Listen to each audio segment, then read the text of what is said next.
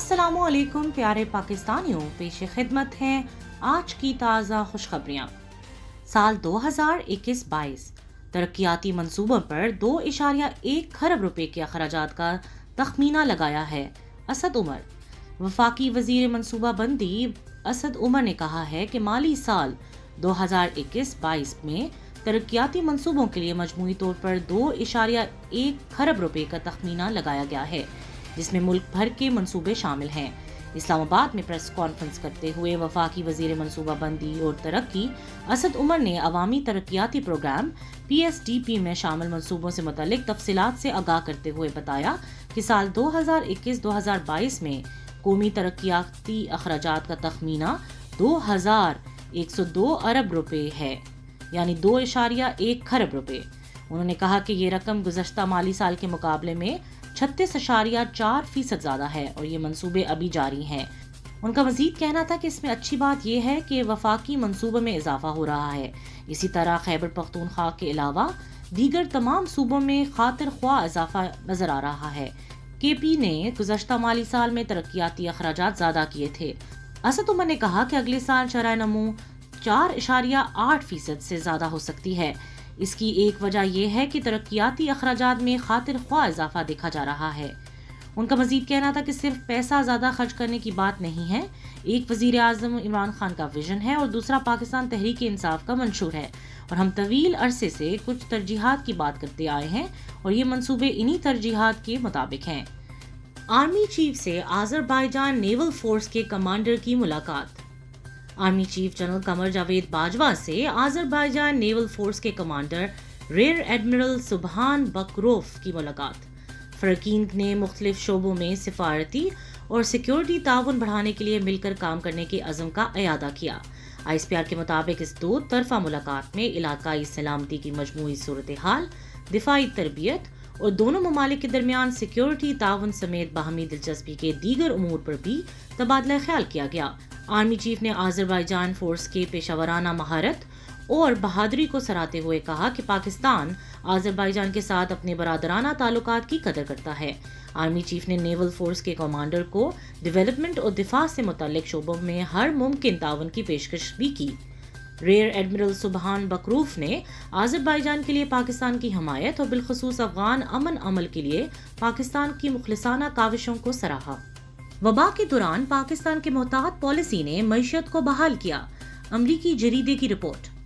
मारूफ अमरीकी जरीदे ने कोरोना बहरान के दौरान मईशत को मुस्तहकम रखने के लिए पाकिस्तान की मोहतात पॉलिसियों का एतराफ़ करते हुए मुल्की पैदावार में 4% इजाफे का इम्कान जाहिर कर दिया।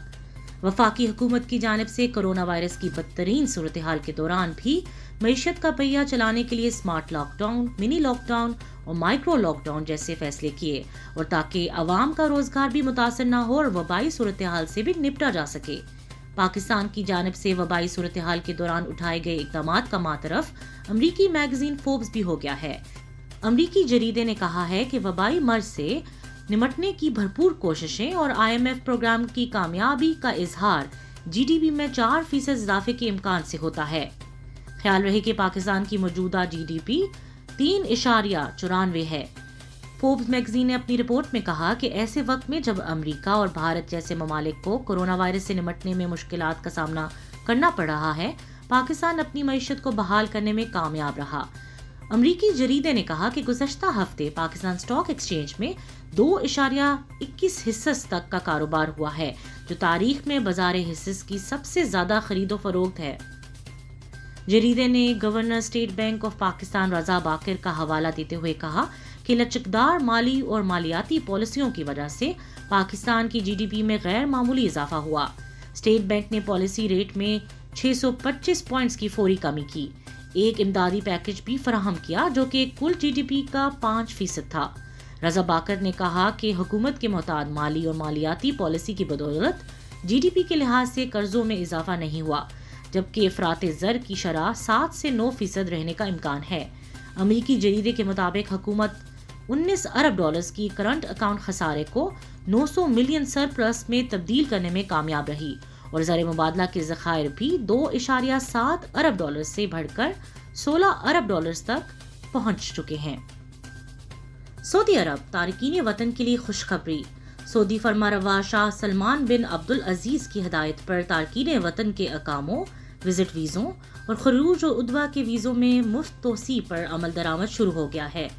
عرب میڈیا کے مطابق سعودی محکمہ پاسپورٹ کی جانب سے بیرون ملک مقیم غیر ملکیوں کے اقاموں، وزٹ ویزوں اور خروج و عدوہ کے ویزوں میں توسیع خودکار نظام کے تحت 31 جولائی 2021 تک مفت کی جائے گی۔